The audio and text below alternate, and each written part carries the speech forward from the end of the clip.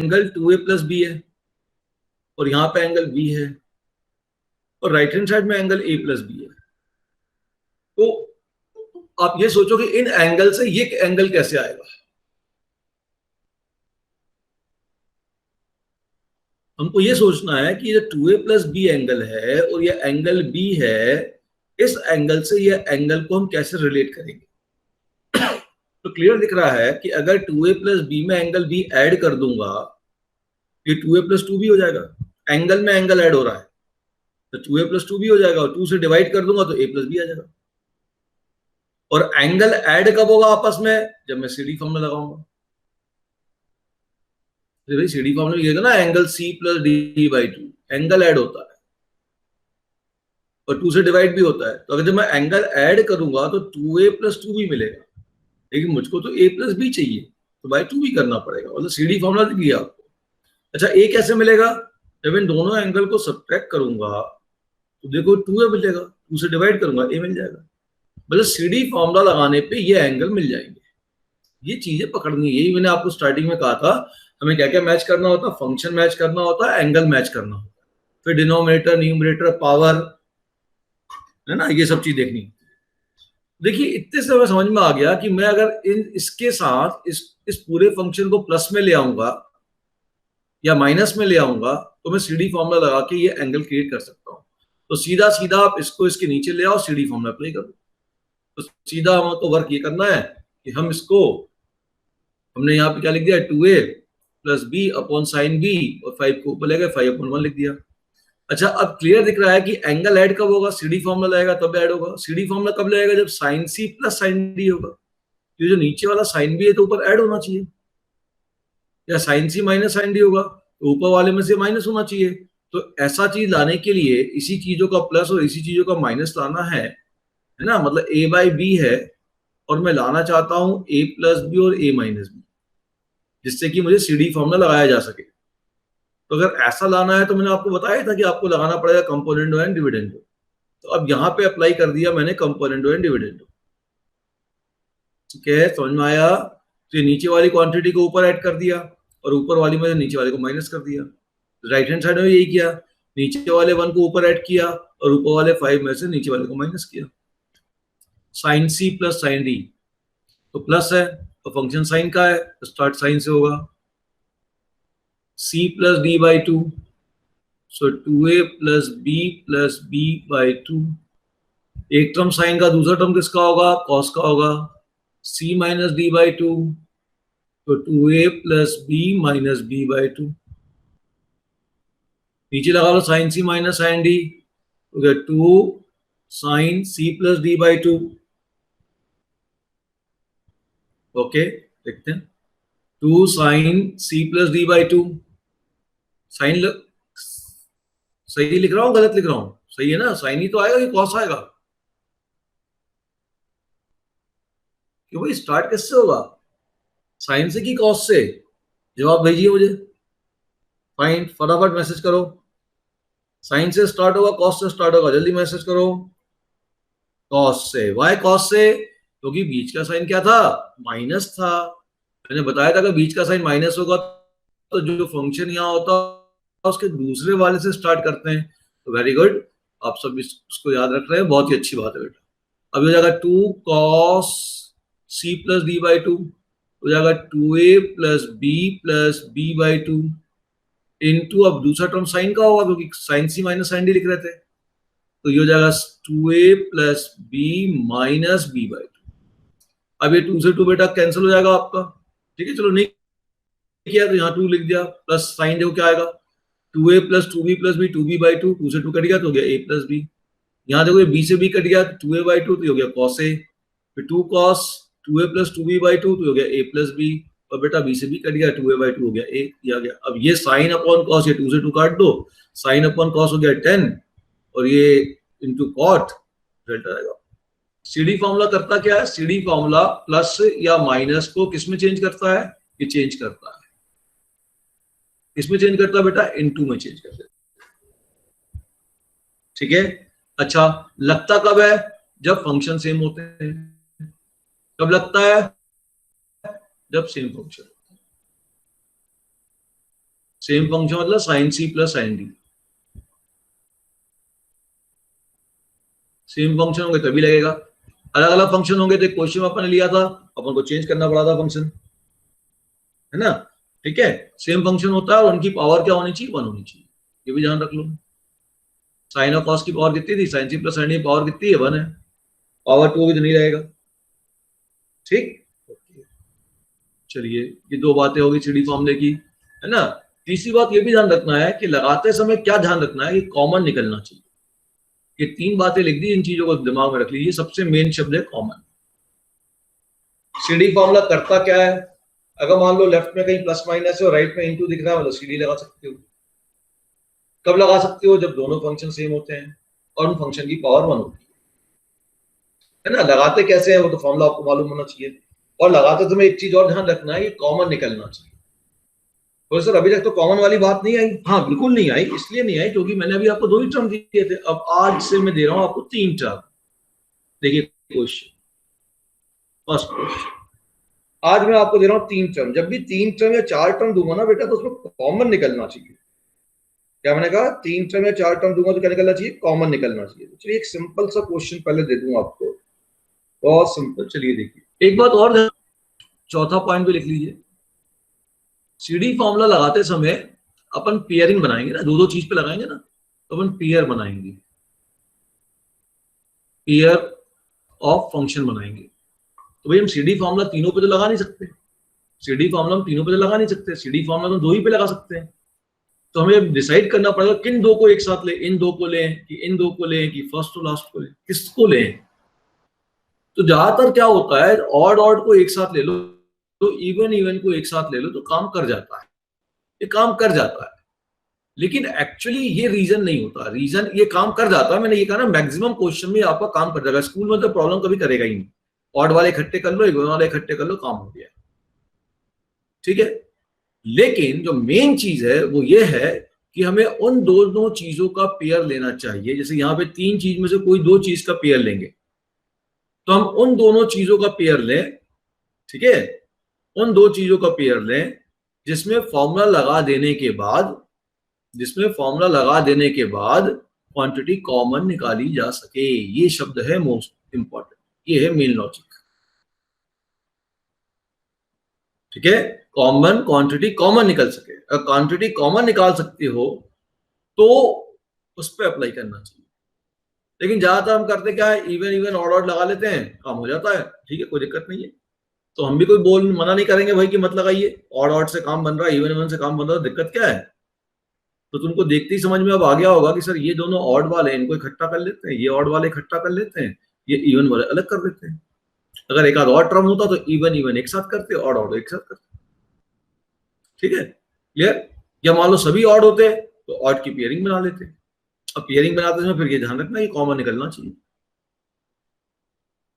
तो चलिए यहां तो कोई दिक्कत नहीं आई, तो हमने लिखा है इसको sine 2 alpha plus sine 5 alpha minus sine alpha upon cos 2 alpha plus cos 5 alpha plus cos alpha. ठीक है, और डाउट किसी बच्चे को, I think it will be clear to everybody now. अच्छा, अब मैं कह रहा हूं कि ठीक है साहब, अब इसको सॉल्व कर लेते हैं। भाई सीडी फॉर्मूला तो 2 ही फंक्शन पे लगाने थे ना, तो 2 का पेयर बना लिया। अभी हो गया sign 2 alpha plus sine C minus sine D apply करते हैं बेटा। अब देखो फंक्शन दोनों टर्म साइन का है, सी डी लगा सकता हूँ, पावर 1 है, फंक्शन सेम है, पावर 1 है, बिल्कुल फॉर्मूला अप्लाई कर सकता हूँ। साइन का है तो एक टर्म साइन का आएगा, एक टर्म कॉस का आएगा। माइनस है तो स्टार्ट किससे होगा बेटा, कॉस से स्टार्ट होगा। तो ये हम इसको लिखेंगे 2 cos c plus d by 2 5 alpha plus alpha by 2 into sin c minus d by 2 5 alpha minus alpha by 2 upon cos 2 alpha. Very good Divansh बेटा, बिल्कुल सही हो आप। 2 cos 5 alpha plus alpha by 2 into cos 5 alpha minus alpha by 2। ठीक, अब देखिए अब solve कर देते हैं बच्चों। कुछ बचा ही नहीं आपका क्वेश्चन में।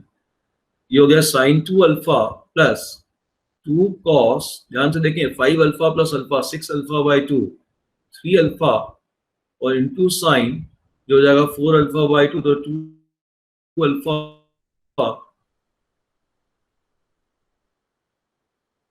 मेन वर्ड का भाई कॉमन निकलना चाहिए, उस पर ध्यान दीजिएगा। मेन वर्ड तो देखिए न्यूमरेटर में कॉमन निकल रहा है, क्या कॉमन निकल रहा है? साइन 2 अल्फा कॉमन निकल रहा है। तो न्यूमरेटर में से बेटा अपन साइन 2 अल्फा कॉमन ले लें। अब अंदर क्या बचेगा? 1, यहां से कॉमन निकाल लिया तो 1 बचा। यहाँ साइन 2 अल्फा निकाल लिया तो क्या बचा? 2 cos 3 alpha.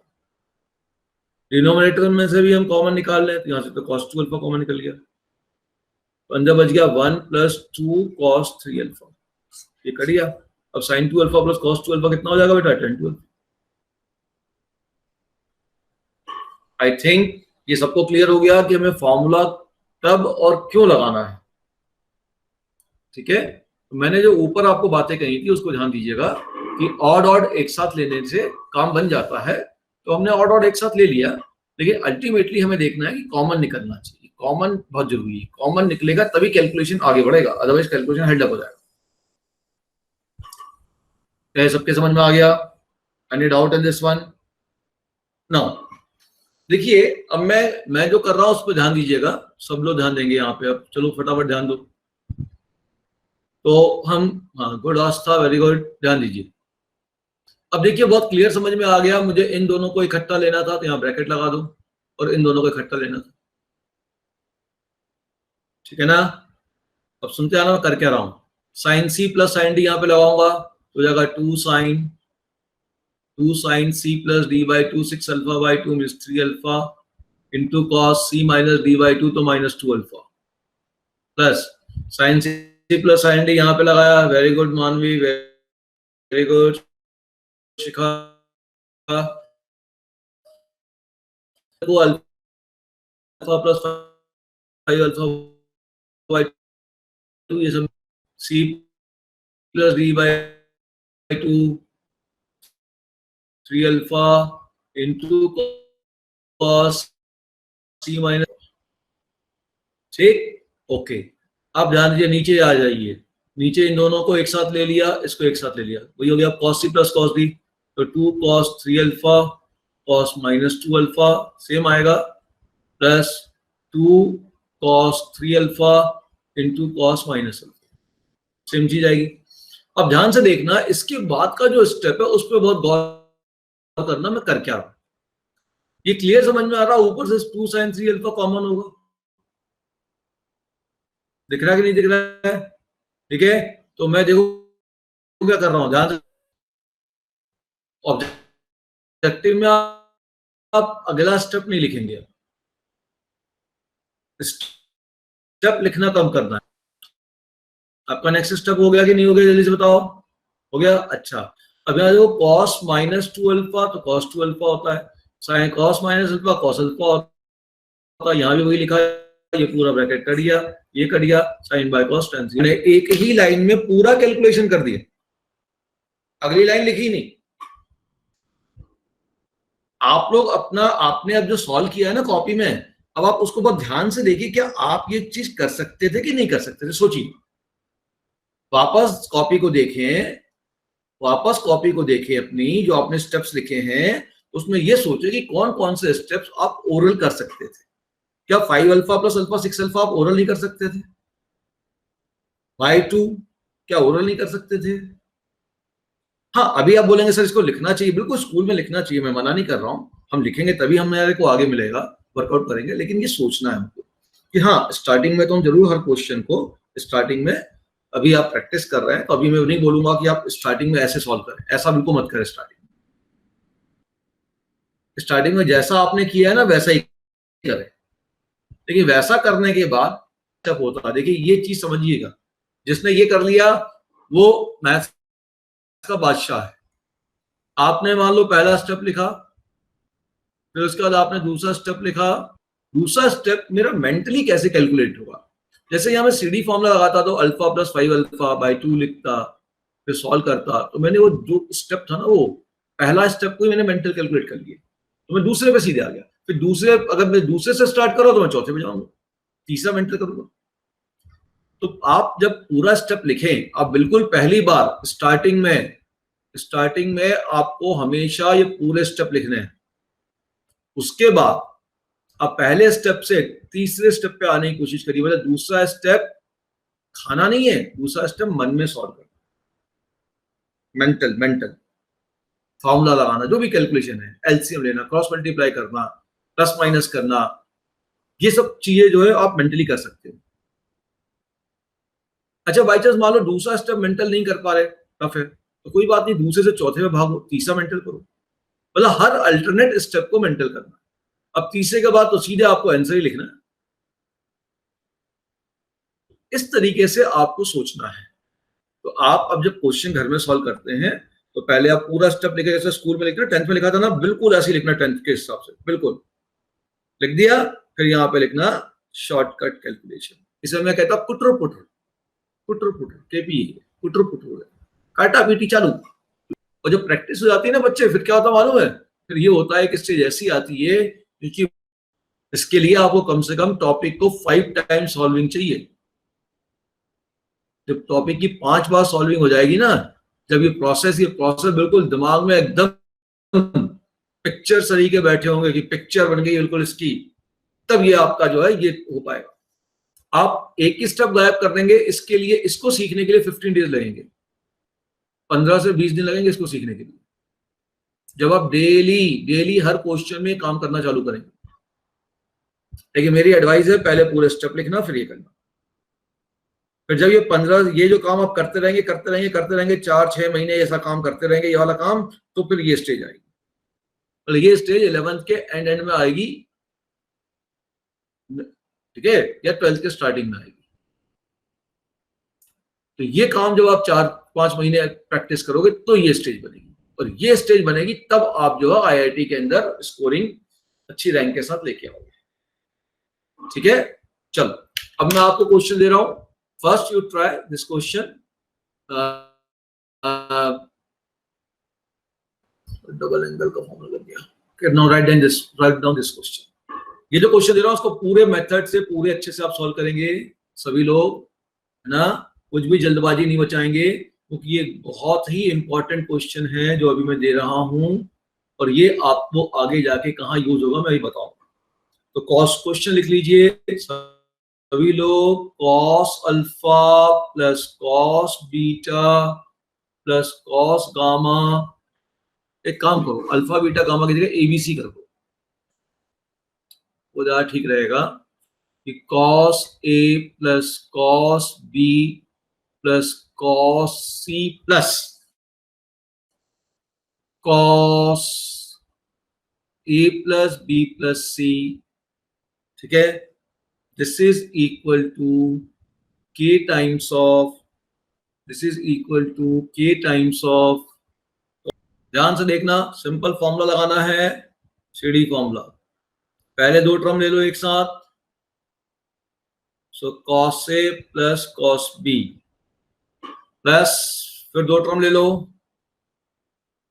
Cos C plus cos A plus B plus C. ध्यान से देखते ही, यहां लग गया cos C plus cos D, तो 2 cos C plus D by 2 into cos C minus D by 2 plus, फिर यहां लग गया cos C plus cos D, तो 2 cos C plus D by 2, तो एंगल है यहाँ पे C plus A plus B, sorry A plus B plus C by 2 into cos C minus A minus B minus C by 2। ध्यान से देखिएगा, ये सी से सी कैंसिल हो गया, और माइनस ए माइनस बी में से जैसे ही माइनस कॉमन निकालूंगा, कॉस माइनस थीटा मिलेगा, cos of A plus B by 2। ध्यान से देखिए, यहां भी cos of A plus B by 2, यहां भी cos of A plus B by 2, 2 भी दोनों जगह है। तो इस पूरे में से मैंने कहा एक काम करो, 2 cos A plus B by 2 कॉमन निकाल दो। अब यहां क्या बचेगा, ध्यान से देखो, cos A minus B by 2, ये 2 बाहर निकल चुका है, ये cos minus theta cos theta होता है, तो ये यहाँ प्लस ही बचेगा, और ये हो गया बच्चे तुम्हारा cos A plus B cos A plus B by two. अब फिर लगेगा cos C plus cos D, cos this angle is C, ये पूरा A minus B by two angle C है बेटा, ये पूरा एंगल डी है, तो cos C plus cos D, तो फिर two cos C plus D by two. अब मैं पूरा लिख रहा हूं, ध्यान से देख लो, थोड़ा बाइफरकेट करके लिख रहा हूं, A by two minus B by two plus this angle a by 2 plus b by 2 plus 2c by 2 whole divided by 2 into cos c minus d by 2, a by 2 minus b by 2 minus a by 2, minus किया ना इस angle को, minus b by 2 minus 2c by 2 whole divided by 2। थोड़ा bifurcation करके लिख दिया जिससे कि कैंसिलेशन करने में दिक्कत ना। अब कैंसिलेशन करना चालू करता हूं, ये माइनस बी बाई टू से plus B by two cut गया, और ये प्लस ए बाई टू से minus A by two cut गया। अब क्या बचा, 2 इंटू 2 हो गया 4। ऐसे मैंने जो क्वेश्चन पूछा था उसका आंसर तो ओरल था, लेकिन कैलकुलेशन के बाद आपको समझ में आएगा ओरल क्यों था। इंटू कॉस, अब क्या होगा देखो, A by two plus A by two, this will give you A, 2c by two, this will give you C, और एक 2 तो नीचे बचा ही हुआ, into cos minus b by 2 minus b by 2, this will give you minus b, minus 2c by 2, this will give you minus c whole divided by 2।